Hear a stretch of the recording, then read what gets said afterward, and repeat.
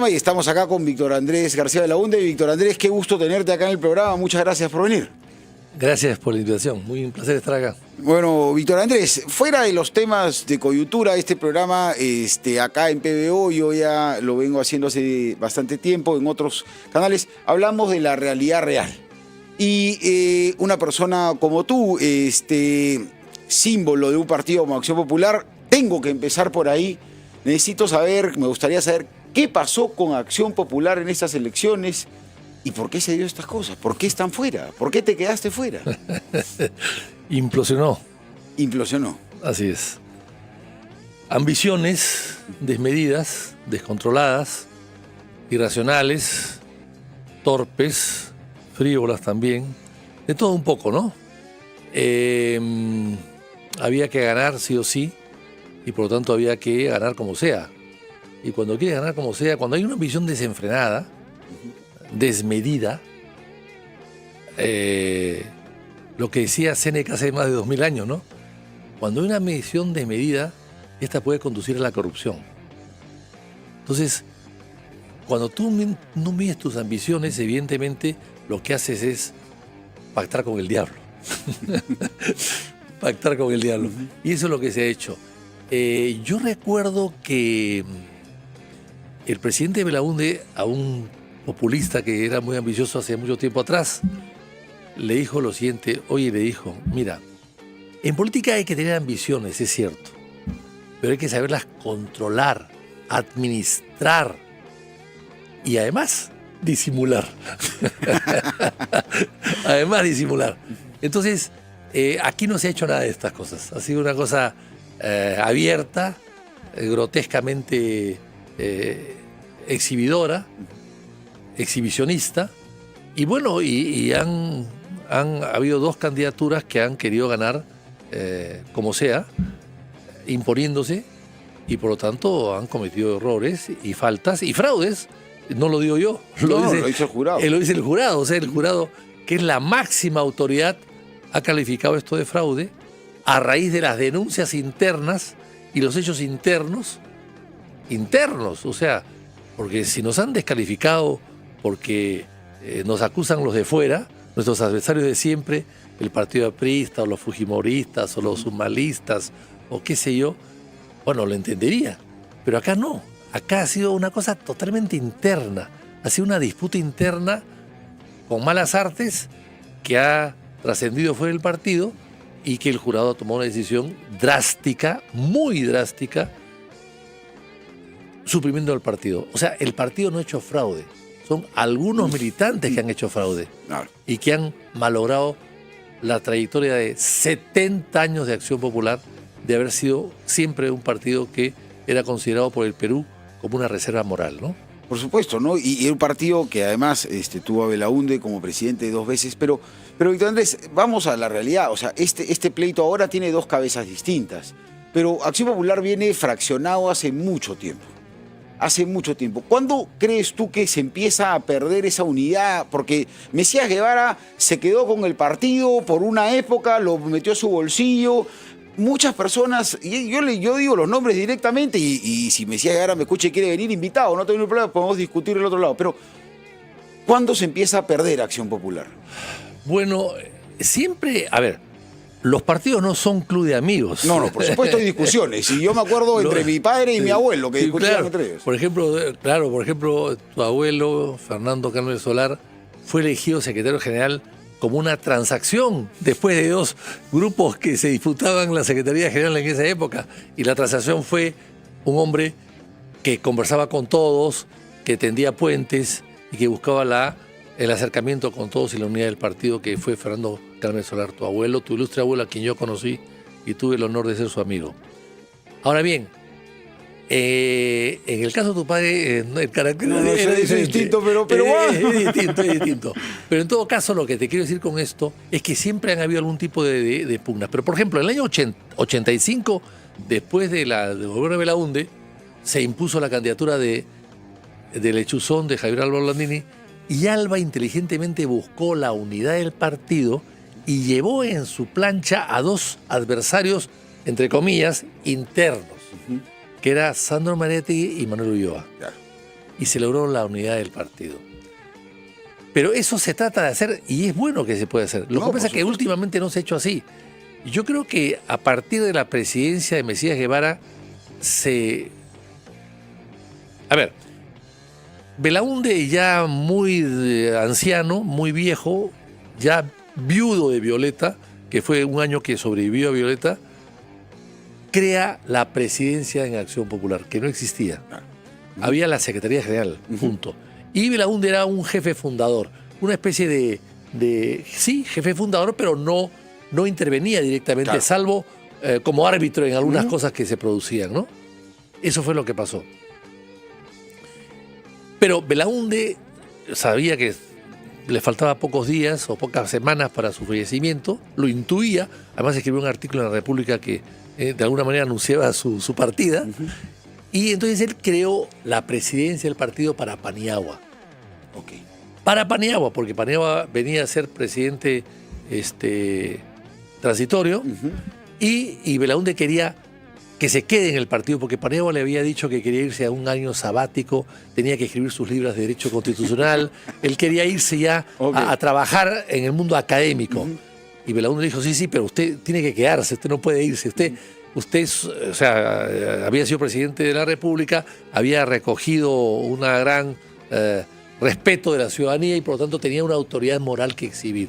Entonces Belaúnde lo colocó ahí. Y se creó el cargo para él, pero era un cargo no ejecutivo. Ok. O sea, era el presidente del comité político, el presidente del partido, que como presidente presidía todo, pero no decidía todo. Ni siquiera manejaba la chequera del partido, de ninguna manera. Era el que representaba, el vocero, el primero entre iguales, pero no era ejecutivo. El ejecutivo siguió siendo el secretario general con su comité ejecutivo nacional, así se llama. Claro, y esto se rompe, porque lo que pasa normalmente cuando se crea... Para terminar, entonces, Paniagua asumió la presidencia y yo asumí la vicepresidenta del partido. Recibí unas críticas muy fuertes, básicamente de Rafael Belaúnde Aubry, lo criticó, y algunas cosas más que pasaron por allí. Él renuncia a la presidencia. Dice, no, esto no es para... Yo no estoy acá para discutir ni para pelearme con nadie. Él renuncia y yo asumo la presidencia, y a mí el Congreso, un Congreso posterior me ratifica la presidencia y me quedo más de 5 años. Pero cuando yo he sido presidente del partido, he tenido como secretarios a 3 personas diferentes a mí totalmente, y que inclusive a veces distanciados. Luis Enrique Gálvez, Johnny Lescano y Beto Velarde. Sin embargo, nunca tuve problemas con ellos. Nunca, porque no me metí en sus funciones y ellos tampoco se metieron en las mías. El presidente del partido es un poco árbitro, componedor, tiene que hacer un poco de docencia, y eso traté de hacerlo yo. Después acabo yo, vine al Borlandini, etcétera, y después viene Mesías Guevara. Pero Mesías Guevara cambió las reglas un poco y él quiso intervenir en todo, quería ser un presidente ejecutivo. Y ahí empiezan los problemas. Y después viene Julio Chávez, que quiere hacer lo mismo. Y entonces viene ahí un enfrentamiento entre el presidente del partido y el secretario general. En este caso, Juan Abad, que eran amigos y cercanos en un momento determinado, pero el mismo manejo del partido crea roces. Y hay algo que perturba además en un partido. Los partidos hemos estado acostumbrados nosotros siempre a que todos seamos voluntarios, a que todos participemos, cada cual da lo que puede. Y un partido son austeros. Pero ahora el partido ya no es tan austero. Ahora es una máquina de hacer plata. Porque la OMPE da dinero. Hay 500.000 soles en el partido al año en planillas. Entonces tienes posibilidad de poner puestos de trabajo que se vuelven tus ayayeros. Estado, finalmente, exactamente. Claro. Se vuelven tus ayayeros. Son los que te lanzan a la presidencia, o te lanzan aquí o te lanzan allá. Se vuelven estas, o sea, se vuelve ya un partido fenicio. Un partido... Claro, y se vuelve uno más de los que hacen negocio, desgraciadamente, que tenemos muchísimos en el Perú. Exactamente, ya se pierde la convicción y se pasa al interés. Ya no hay votos de conciencia, sino votos de bolsillo. Efectivamente. Ese es lo que ha pasado, ¿no? No, pero mucha gente además, Víctor Andrés, por lo menos los que conocemos, siempre dijimos, ¿cómo terminó una persona como Mesías Guevara o Johnny Lescano dentro de Acción Popular? Johnny Lescano entró al Congreso con Toledo, siempre fue de la izquierda más a la izquierda, se hacía a veces cuando quería a una persona de centro y nunca fue de la línea Lescano venía de Solidaridad. En Puno había un problema en Acción Popular, él entró, invitado por alguien de allá, entró y no había no había una dirigencia fuerte en Puno. Rápidamente él sobresalió, él había sido profesor de la Universidad del Altiplano, entonces él se lanzó como candidato y ganó. Y ahí se hizo ya toda la carrera, se hizo toda su formación política y su carrera política se le debe a Acción Popular. No conocía a Belaúnde. Yo recuerdo que una vez me dijo, quiero conocer a Belaúnde. Y ya Belaúnde fue su último año prácticamente de vida. Entonces yo le dije, bueno, te avisaré. Entonces un día que estaba yo almorzando con Belaúnde en el Chifa de Charito, lo oí y me dijo, oye, Johnny, acá estamos con Belaúnde, si quieres vente a tomar un café. Y se vino a tomar café y ahí conoció a Belaúnde. Nunca más lo vio. Nunca fue. Es la única vez que él ha dicho que almorzaba con Belaúnde. No, fue un café. Claro. Bueno, pero ahora Yoris Lescano está candidateando, pero y eso quiero entrar a ese tema. ¿Cómo ves el panorama político? Porque, como lo has dicho tú, los partidos se han vuelto empresas. ¿Qué se puede hacer? Antes de hablar de los candidatos, ¿qué se puede hacer con Acción Popular y con los partidos para reformarlos? Y además, como los partidos se han vuelto club de intereses, asociaciones de intereses, entonces, y como se bajó la valla, la gente no quería disputar en un partido nada, sino prefería ser el suyo. Y hemos visto cómo 40 partidos que han participado en las elecciones, están participando en las elecciones, 40 o 36, en fin, los que queden, casi todos han sido con candidatos únicos. Por supuesto, a dedo. Salvo a dedo. Además, ni siquiera únicos, el dueño. Así, el dueño lo ponía el candidato. Acá, en Acción Popular, no hay dueño. Como en el APRA tampoco hay dueño. Son partidos muy añejos, muy viejos, que tienen, en el caso nuestro, casi 300.000 afiliados. Han votado muy pocos, es cierto, pero los que han votado son los más entusiasmados y los que quieren participar. Los otros están un poco a la expectativa y esperando que el partido elija mejor. Pero la democracia interna en los partidos es la democracia más difícil, más complicada en cualquier país del mundo. No es fácil. Entonces, bueno, por eso es que se han empezado a dar reglas y normas últimamente, algunas mal dadas equivocadamente y algunas mal aplicadas. Pero ahí están. Y entonces, en el caso de los partidos hemos tratado de hacer elecciones cambiando las reglas, en el caso nuestro, de un voto por delegados, grave error. Y eso fue promovido por el presidente del partido, evidentemente, para buscar el ser candidato después. Él con la candidatura, por supuesto que sí, eso se ha demostrado después, es clarísimo, aunque no era claro que eso es en ese momento. Pero ha habido una vieja costumbre en Acción Popular y en todos los partidos de que tú aspiras a secretario general o a presidente del partido para ser después candidato a algo. Lo cual debería prohibirse. Sí, porque si tienes el control del partido... Así es. Es lo mismo que la reelección del presidente de la República. O sea, si tú eres el presidente del partido, secretario general, tienes manejo en el partido. Y sobre todo cuando no hay elecciones generales, sino por delegados, pones a tus delegados, que son los que te van a elegir a ti después. ¿Tú crees que el Estado debe seguir dándole fondos a los partidos políticos? Yo creo que no. Yo lo he visto en Acción Popular y me da mucha pena. En Acción Popular algo se ha hecho, ¿cierto? Encuentros de formación y de adoctrinamiento en algunas ciudades del Perú. Yo he asistido a ellas con mis propios recursos, pero también han ido otros con recursos del partido y se han invitado a algunas personalidades que puedan exponer algunos temas. Yo recorrí todo el país hablando de las zonas, en Ica de Ica, en Arequipa de Arequipa, en Puno, en Piura de Piura, etc. Y exponiendo ahí lo que se había hecho durante los gobiernos de Popular, lo que quedó por hacer y lo que había que hacer a partir de ahora, pero nunca mencioné el tema de la candidatura política, ni mucho menos. Porque era un tema adoctrinamiento, más tenías toda la OMP presente. O sea, era un tema de adoctrinamiento. Para eso ha servido, sí, pero también ha servido para otros gastos adicionales, ¿no? Que parece que no se justificarían, ¿no? Y además te da el manejo de poder contratar a gente. y lamentablemente contratas a los amigos o a los leales. Ese es el problema. Claro, que ya dice mucho de lo que si es que llegasen a tener cargo o autoridad, lo que harían con el gobierno. Yo lo decía en el editorial de hoy día, que lo más importante es la opinión pública. Finalmente, las autoridades son nuestros empleados y se deben a las personas. Eso es lo que no han entendido. Lo que no han entendido es, y yo se los he dicho, pero claro, es difícil, pues cuando estás comprometido por un trabajo, que te han dado un trabajo, claro, te han dado una granjería, ¿qué te importa? Tú no piensas, tú dices, no, yo defiendo mi trabajo y a quien me ha nombrado en el trabajo, ese va a ser mi candidato, ¿no? Pero lo que yo he tratado de explicar siempre, señores, acá hay dos temas y hay que tener mucho cuidado. Una cosa es el candidato popular dentro del partido y el candidato popular fuera del partido. Son, porque los 300.000 votos no nos hacen llegar a la presidencia de la República. De ninguna manera. No, nos hacen llegar a la presidencia de la República 3 millones de votos. O sea, o 6 millones de votos. O 9 millones de votos. Claro. Pero no tu militancia. Tu militancia es una referencia, pero no te hace ganar. Quizás te hace ganar una alcaldía pequeña, claro, Santa María del Mar o San Bartolo, qué sé yo. Muy chiquitita. No, bueno, pero no te hace ganar a nivel nacional. ¿Y crees que eso ha pasado con el APRA? Eso ha pasado con el APRA.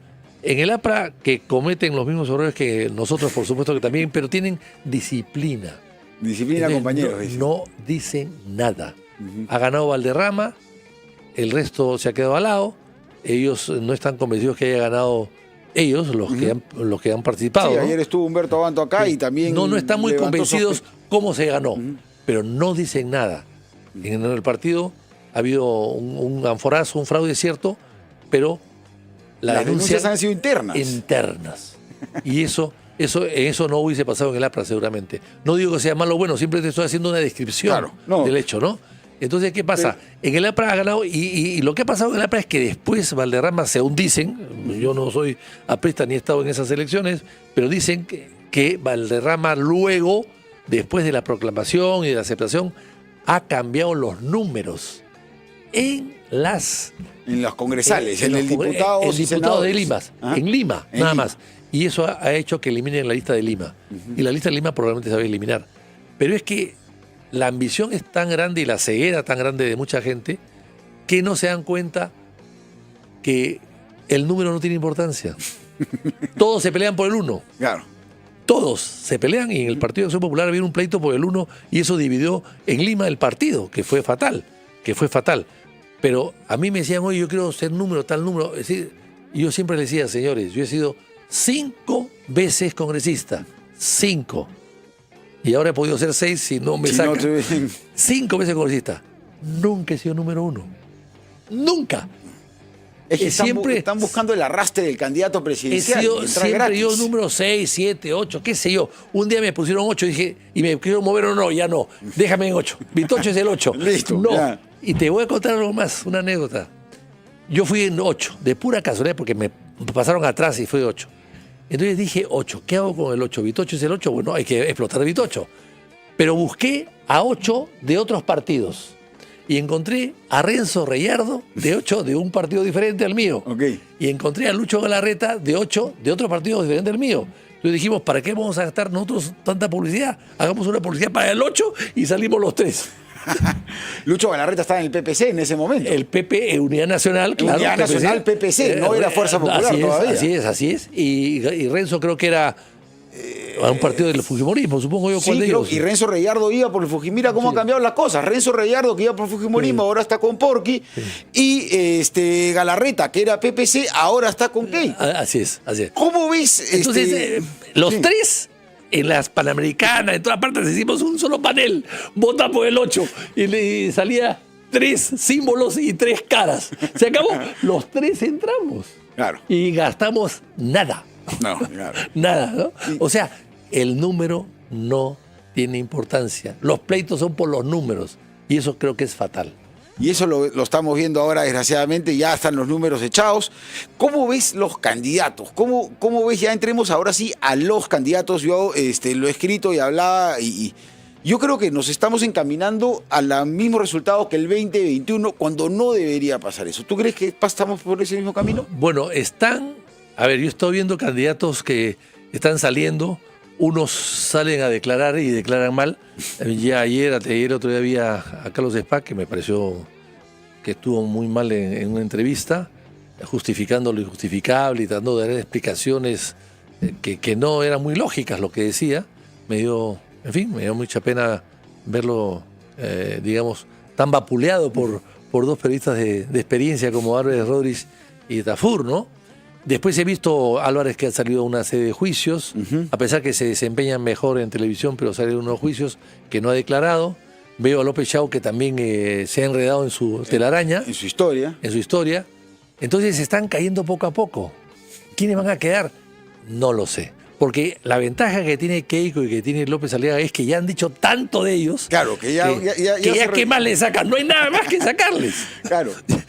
No hay una cosa nueva que inventarles, ¿no? O que se produzca, aunque sea verdad. No, ya nada. Ya tú esperas cualquier cosa que se diga de esos dos candidatos. En cambio, los otros que vienen atrás, que son más vírgenes, digamos, en su imagen. Bueno, tienes unos que no son tan vírgenes como Acuña y Pepe Luna. ¿Cómo los ves a ellos? Que vírgenes no tienen nada. Bueno, exactamente. Pero, claro, que también han dicho todos de ellos. De Luna todavía mucho no. Falta todavía. Es que creo que nunca se puede terminar de hablar de ellos, ¿no? Hay bastante. Sí, de Luna todavía faltan muchas cosas más que se puedan decir. Pero Acuña también ya se le ha dicho mucho y además está muy gastado en el norte, ¿no? Está muy gastado en el norte. No creo que tenga mucho éxito. Pero en fin, ya son más o menos conocidos por sus anticuerpos y a sus anticuchos que cargan con poco orgullo, digamos. Sí, claro. Entonces, el resto sí es más bien nuevo, que pueden salir algunas cosas nuevas o no, que no salga nada y que puedan surgir solos, que también lo veo complicado, ¿no? Pero en fin, estas elecciones, a mi modo de ver, van a ser una sorpresa, ¿no? ¿Pero crees que va a haber un claro ganador? O sea, dos personas que pasen claramente a la segunda vuelta, ¿o va a ser un voto dividido como el 2021? No, yo creo que va a ser un voto dividido. ¿Eh? Van a haber 3 o 4 candidatos que lleguen a tener alrededor del 10% y entrarán 2 por un pelo, ¿no? Pero lo que va a suceder es la continuidad. O sea, ya sabemos que un candidato que pasa a la segunda vuelta con 10, 15% no tiene legitimidad y termina... Bueno, Spa decía pues que cuando le decían a Spa que no tenía listas en muchos departamentos, que dijo que no importaba. No, es importantísimo. Se ve que no conoce de política. No, es muy importante tener una bancada. Y de eso es testigo Cuchique, que tiene una media bancada muy mala, que se descarriló rápidamente, y además una mezcla de todos, de izquierda y derecha juntos. Era una macedona de frutas. Y caviares y todo. Había una macedona de frutas, ¿no? Allí adentro. Pero Vizcarra, que no tuvo bancada después y que quiso gobernar en un periodo presidencial corto, de parlamento corto, sin bancada, el parlamento que duró año y medio, bueno, pues lo vacaron. Claro. Esa es la mejor prueba de que necesitas una bancada, aunque sea pequeña, pero la necesitas. Claro, hizo un golpe de Estado, cerró el Congreso, los votó a todos ustedes, hizo su propio Congreso y lo votaron a él. Así es. Vamos a hablar de eso, Vitocho. Nos vamos ahora a la pausa comercial y volvemos para hablar de si el Perú se ha vuelto... ¿Sigue siendo presidencialista o es parlamentarista? Hablaremos de eso a la vuelta con Víctor Andrés García Belaunde. Nos vemos en unos minutos. Bueno, amigos, estamos de vuelta acá en Cálmele Solar por PBO y estamos con Víctor Andrés García Belaunde. Víctor Andrés, estábamos hablando la primera parte del programa y llegamos a un punto que creo que todos los peruanos tratan de entender ahora. Se dice que no importa quién va a ser el presidente, quien manda es el Congreso. Y ahora ni siquiera el Congreso, sino la Cámara de Senadores. ¿Tú crees que está girando el Perú de ser presidencialista a ser parlamentarista? O sea, que mande el Congreso. No. Eso es una fantasía. Lo que pasa es que este Congreso manda porque tiene un Congreso muy dividido, muy fraccionado, que se unen en torno a la presión hacia el gobierno. Hay un gobierno muy frágil, con mucha ignorancia, irresponsabilidad, visión y nada de ética. Es un gobierno que no tiene partido, que no tiene ideas, que no tiene objetivos, bueno, no tiene equipo, no tiene nada. Entonces el Parlamento se luce, pues, y le puede exigir. Y el antecedente que creó las vacancias, las sucesivas vacancias que se han presentado, algunas con éxito y otras que no, han debilitado la figura del presidente, es cierto, pero debilitado la figura de los presidentes débiles, los ha debilitado mucho más. Porque un presidente fuerte con un partido representativo no lo van a atropellar. Mira lo que pasó con el Congreso. El Congreso es el peor de la historia del Perú, con 1% o 2% de aceptación, inédito en el Perú. Sin embargo, ha pasado de un presupuesto de 600 millones de soles hace 5 años cuando empezó, a hoy a un presupuesto de 1.700 millones de soles. Casi triplicado. Ha triplicado su presupuesto. Este Congreso, que no sirve para mucho. Este Congreso. ¿Por qué? Porque se lo permite el gobierno. Porque se creó la ley de presupuesto en la Constitución del año 78 que ha prevalecido hasta ahora, en el sentido de que si el Congreso hace muchas modificaciones y al gobierno no le gusta, el gobierno no las acepta, llega la fecha límite y el gobierno aprueba su presupuesto y se ríe del Parlamento. Bueno, eso no ha sucedido y no sucede. No, están sujetos a lo que digan, que digan los congresistas. Exactamente. Y los congresistas han hecho barbaridad y media en el manejo del presupuesto. Y el gobierno no hace nada. Hemos tenido ministros como Pérez Reyes que decía lo que el Congreso decía. No, sí, han trabajado directamente a las órdenes de algunos llaman, ya no sé ni cómo decirle, mafia, conglomerado, ya no sé cómo decirle. Lo que sí ha hecho Fujimori para manejar el Congreso es bajar la valla de la cuestión de confianza. Claro. Antes era dos o tres, ahora creo que es una o dos. Creo que es dos. La segunda cierra el Congreso. Pero ese es un instrumento del Congreso. Del Ejecutivo. Claro. Que puede ser el Congreso, que antes no era fácil, ahora es más fácil. O sea, claro, ahora puede cerrar la Cámara de Diputados, pero no la de Senadores. Pero ¿eso le has quitado poder? No, le has aumentado el poder a la presidencia, no le has quitado poder. Ok. Pero es tan mala la actual Constitución, tan mal redactada por un cooperativista, distinguido, pero cooperativista como era Torres y Torres Lara, y corregido lingüísticamente por una lingüista como Marta Hilleman, que de derecho no sabía nada, y que la terminología jurídica tampoco la conocía. Está muy mal hecha la Constitución, que la redacción está mal hecha y tiene estos vacíos que permiten este pleito constante. Exactamente. Pero ahí, Víctor Andrés, o sea, se habla normalmente del pleito del poder y se menciona, como lo hemos mencionado, el Ejecutivo y el Legislativo. Pero hay un tercer poder que baila y nadie menciona muchas veces, y es el Poder Judicial. ¿Tú crees cuál es el peso que ha tenido el Poder Judicial en todo este pleito que ha existido en los últimos 10 años? Porque se ha permitido, este Congreso tan debilucho y tan fraccionado, ha permitido que el Poder Judicial intervenga en sus funciones directamente. Eso no se debe permitir. Por ejemplo, el golpe de Estado o el cierre del Parlamento de Vizcarra es un golpe de Estado. Es un golpe de Estado. Las letras. Es un golpe de Estado por una negación fáctica que fue ratificada por el Congreso, por el TC. O sea, el TC justificó el golpe de Estado. Eso nunca se debe permitir. Nunca se debe permitir. Y el TC ha justificado una serie de cosas. La destitución o la restitución de un congresista que regresa al Parlamento, o la elección de un miembro del Tribunal Constitucional, etc. O sea, ha permitido una serie de barbaridades atentando contra funciones exclusivas y excluyentes del Congreso. Y el Congreso las ha permitido. O sea, pero esta toma del Poder Judicial, yo siempre he dicho, es una mafia. Yo siempre le he dicho que además es la mafia caviar que tiene la Fiscalía y el sistema de justicia totalmente politizado. Ha tenido cómplices en los medios también. Por supuesto. ¿Tú crees que eso... ¿Cómo ves? ¿Tú crees que se han comportado realmente como sicarios, que han sido un tercer, ni siquiera un partido político en las sombras que decidía el destino de los peruanos? Es que un sector de la izquierda no ha ganado la presidencia y no la está ganando hace mucho tiempo, Y entonces ellos lo que han tratado es de gobernar o interferir en las funciones del gobierno a través de sentencias judiciales, ¿no? Y perseguir a políticos a través de algunos fiscales que se prestaban a eso, ¿no?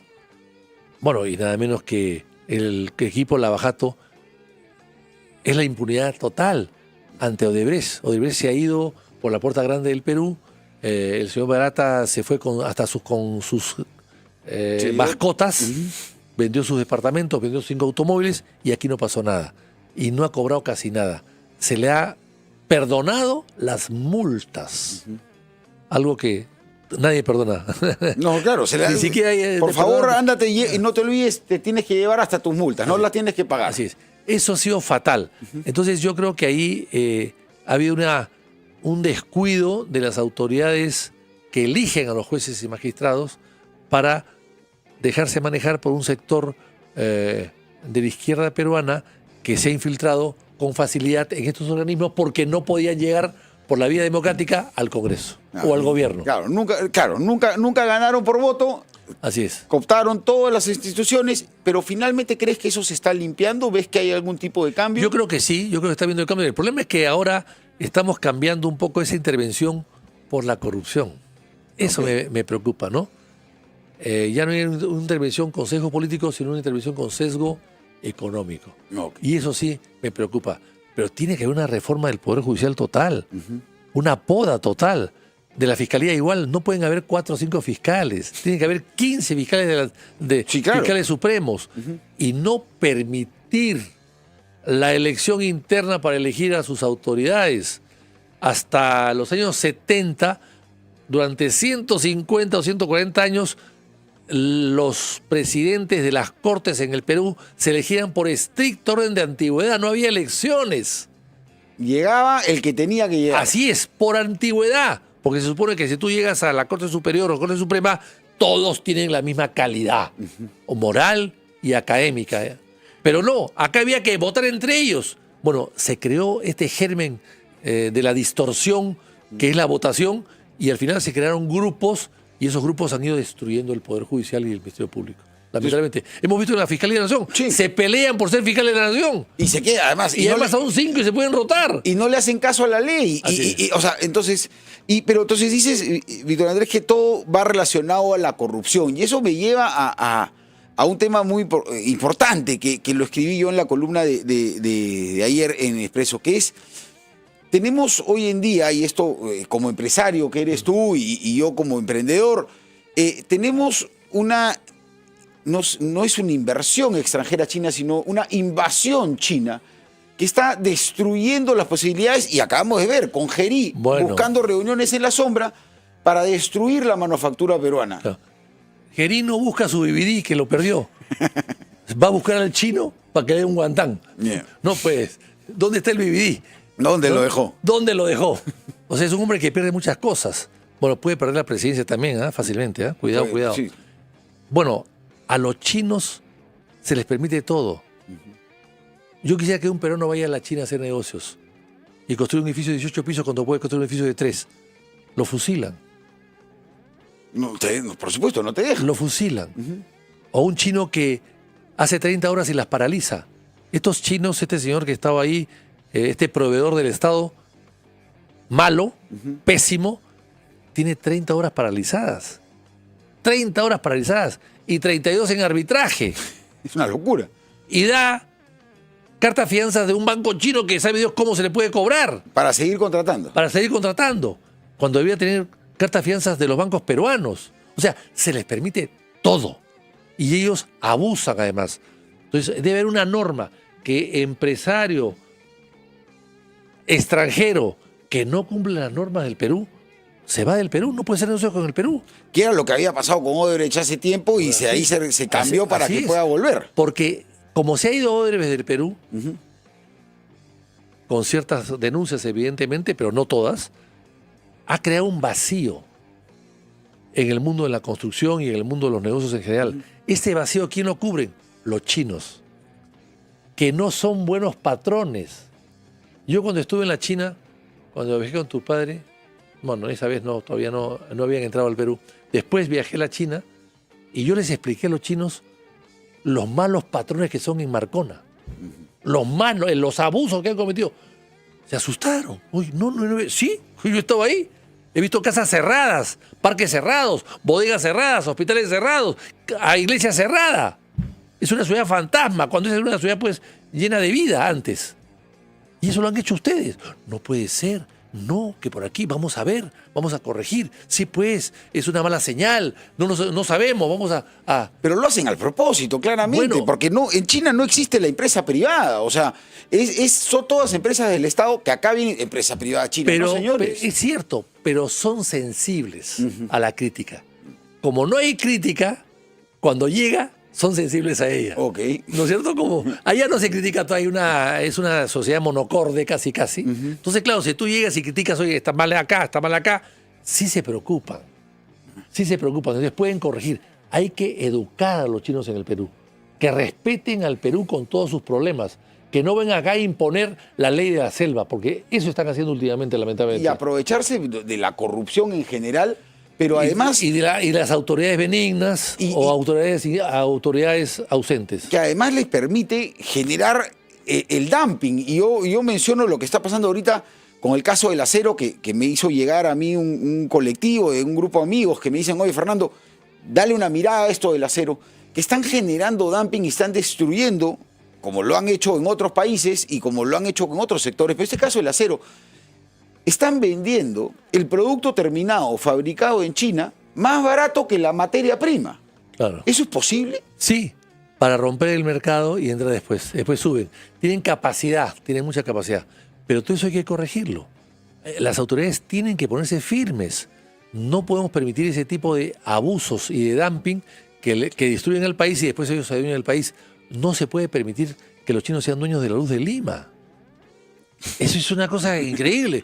O sea, hemos creado 3 empresas de luz y ahora solamente hay una dueña, que es el Estado chino. O sea, ese tipo de cosas no se puede permitir. Yo lo que primero que haría el día de mañana es ese edificio que han construido los chinos de 18 pisos en el centro, donde solamente puede construir 3 pisos, lo derrumba mañana. Pero ¿quién va a hacerle valer la ley? López Aliaga, que ha sacado tanta gente en la vía expresa del sur, que vaya pues con sus tractores y que tumbe el edificio. Pero fuera de López Aliaga... O sea, ¿por qué tenemos no que darle una Indecopi? lección a los chinos que al Perú se le respeta. Ojalá. Al Perú se le respeta, a sus leyes se le respeta. Somos un país milenario como ellos también. Milenario. Ellos tienen 5.000 años de cultura, nosotros también. Que vayan a Caral y se dan cuenta que no somos improvisados. Hay que respetar nuestras costumbres, y nuestro derecho, y nuestra gente, y nuestra idiosincrasia. ¿Dónde están todas las autoridades? ¿Dónde está Indecopi? O sea, el año pasado y el anteaño hemos visto, ya los últimos años en realidad, muchos viajes de diputados, de congresistas y de autoridades a la China, ¿no? Ellos pagan eso, pues. Se hacen la vista gorda, acá Indecopi persigue al empresario peruano, la SUNAT persigue al empresario peruano, pero el empresario chino, Bueno, todo perfecto. eso es inaceptable. Eso es inaceptable. Más bien, al extranjero había que aplicarle doble sanción, porque ha venido y al Perú le ha abierto los brazos inmensos para que hagan lo que quieran, pero para que respeten con mayor fidelidad las costumbres peruanas y las reglas peruanas. Bueno, ojalá hagan valer la ley y ojalá con estos cambios que están habiendo esto pueda suceder. Pero hay una cosa fíjate, en el mundo entero estamos con el problema de Trump o el derecho internacional, ¿no? Trump en el fondo está luchando contra los chinos. En el fondo se da cuenta que Estados Unidos ha perdido la batalla de la globalización y que se ha quedado con una gran tecnología y una gran maquinaria de guerra, pero no tiene presencia económica en América Latina. Y ahora pues quieren votar en Panamá, quieren recuperar Panamá, o sea, ahora Venezuela quieren imponerle el petróleo, o sea, quieren ellos recuperar algo que han perdido en 30, 40 años por dejar fuera de sus negocios a América Latina y ahora quieren recuperarla y se dan cuenta que los chinos les han ganado. Pues el puerto de Shanghái ha hecho que el puerto de Long Beach en California esté muy mal, ha perdido la mitad de sus ingresos. Bueno, pues, pero ellos tuvieron la oportunidad y no la aceptaron. Entonces, quieren hacerlo, pero eso debería abrir la conciencia de los peruanos para proteger nuestro mercado también, ¿no? Eso hay que hacerlo. No, y hay que hacerlo no solamente los peruanos, tienen que hacerlo nuestras autoridades, tienen que ponerse a trabajar, porque efectivamente Donald Trump ha dicho, oye, yo quiero al Perú como socio principal fuera de la OTAN. Pero parecer todavía este gobierno no ha dicho ni sí ni no. No, y el presidente de la República se va a medianoche A un restaurante de chino. a hacer negocios con un chino. Claro. En su restaurante. No puede. No puede ser, no le podemos dar la espalda, efectivamente ahorita hay una Entonces, guerra. ese es un mensaje. ¿Acaso va a ir a medianoche a reunirse con un funcionario americano, norteamericano en Lima? No se va a ir a un McDonald's a comerse una hamburguesa. No, Porque se va a un además- restaurante chino que ve un guantán y hablar de negocios. 2 horas. Pero- 2 horas. Y un guantán se come en 10 minutos. Entonces, ¿cuál es el giro que debería tomar el siguiente gobierno en cuanto y el Estado lo lleva en el avión? En otras partes del mundo han habido algunos presidentes o jefes de gobierno que se han escapado a medianoche, pero para un affair, Claro. ¿no es cierto? Que tiene tantas caretas, ha hecho muy bien en disimular China esa idea de que son ahora capitalistas. Claro, China tiene 5.000 años de historia, pues Estados Unidos tiene 200, pues. Esa es la verdad, pues. Ellos se la saben todas. Tiene una paciencia el chino. Mira, el año 1854, Lord Montgomery, creo que era, cuando vio a la China a raíz de la guerra del opio, etcétera, en el siglo XIX, dijo, cuidado, no despertemos al león. No despertemos al león, lo despertamos y el león nos va a comer. Cuidado. Entonces, eso es lo que está pasando. Lo hemos despertado. O mejor dicho, se ha despertado sin que nos demos cuenta. Claro, Entonces, se ha despertado y nos hemos dado cuenta que ya estaba adentro. y están adentro, el león ya está en la casa. ¿Cómo lo alimentas para que no te haga daño? No. Ese es el problema, Víctor Andrés, y definitivamente lo que tiene que hacer este presidente es dejar de esconderse. Y las autoridades en general, Indecopi, que le ponen multas a todos los emprendedores MIPE, que anda persiguiendo por angas, mangas, tangas, se inventan multas. Empiece a defender al empresariado peruano. Tenemos que defender nuestro país, tenemos que defender nuestra industria, nuestra manufactura, porque si no, lo que nos va a suceder es que vamos a terminar con el país empeñado a emprendejos, como les digo yo, pues no son empresarios. O sea, alguien que viene a hacer negocio con trampa es un emprendejo y que se van a terminar robando todo y sobornando, lo peor de todo, sobornando autoridades y financiando campañas políticas. Exactamente. Y hay que recordar que el Perú fue muy generoso con la inmigración china al Perú. Entre 1850 y 1880, o 85, llegaron al Perú 50.000 chinos. Muchos se quedaron en el camino con escorbuto. Venían en barcos peruanos, muchos de ellos traídos de Cantón. No de Hong Kong, sino de Cantón. Y de Macao. Había cónsul peruano en Macao en esa época. Yo tengo contratos de que se celebraba el cónsul con un empresario y con un chino que los traía a los chinos y me dieron por un contrato, vendían sus servicios. Claro. Era un contrato como una letra que se endosaba. Cada propietario endosaba y lo pasabas al otro. Vendías al chino, ¿no? Claro, era esclavitud comercial. Les respetaban su religión y 2 mudas al año, decía. 2 mudas al año. 2 mudas al año. Dios mío. Y le respetaban y trabajaban de sol a sol. Entonces, todo ese contrato que estaba en chino y en español era visto con el visto bueno del cónsul peruano en Macao. Entonces, tú tenías atrás el contrato y veías muchas firmas, había tenido varios dueños, pues. Claro. Cada entonces era un nuevo dueño. Entonces, es cierto que fue una inmigración dura, muy dura y con explotación, sin respeto a derechos humanos, pero finalmente se integraron a la sociedad y fueron bien acogidos. Y nos dieron toda la cultura que tenemos ahora. Así es, y nos dieron que la rochaufa. Nos dieron la ropa y los chifas donde fue a reunirse Jerez. Así es, y los chifas. Y entonces todo eso, y finalmente ha sido un pueblo generoso, nosotros con ellos también han aportado a la cultura peruana, en fin. Hay una buena relación, pero esto no puede servir para que vengan los nuevos chinos, los chinos de ahora, Claro.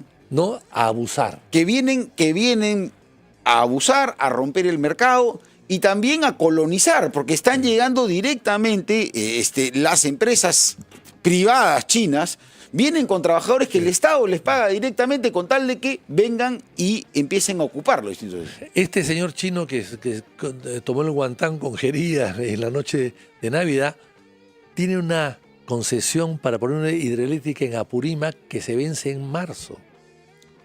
Podrá haber Con sido tarjeta, con una carta fianza de varios millones de dólares.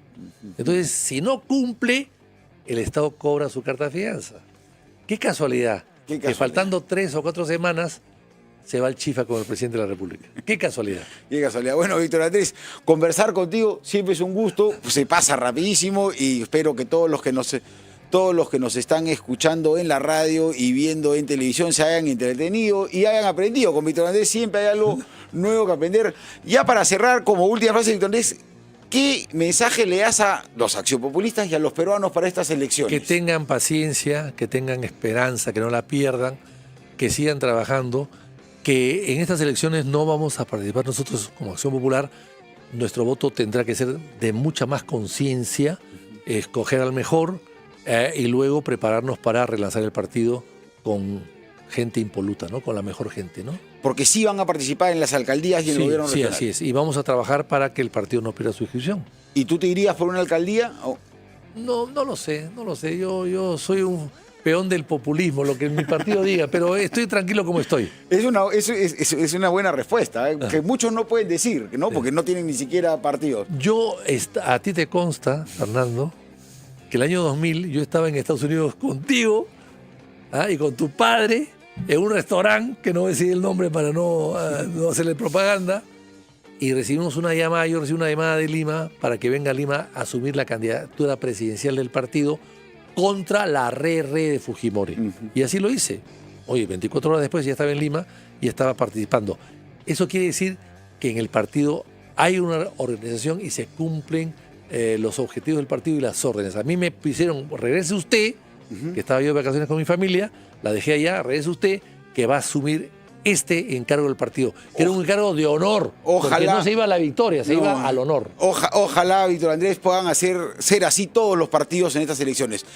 Bueno, amigos, se nos ha acabado el tiempo. Esto no es como el streaming, que podemos irnos de largo. Acá hay que cortar en punto.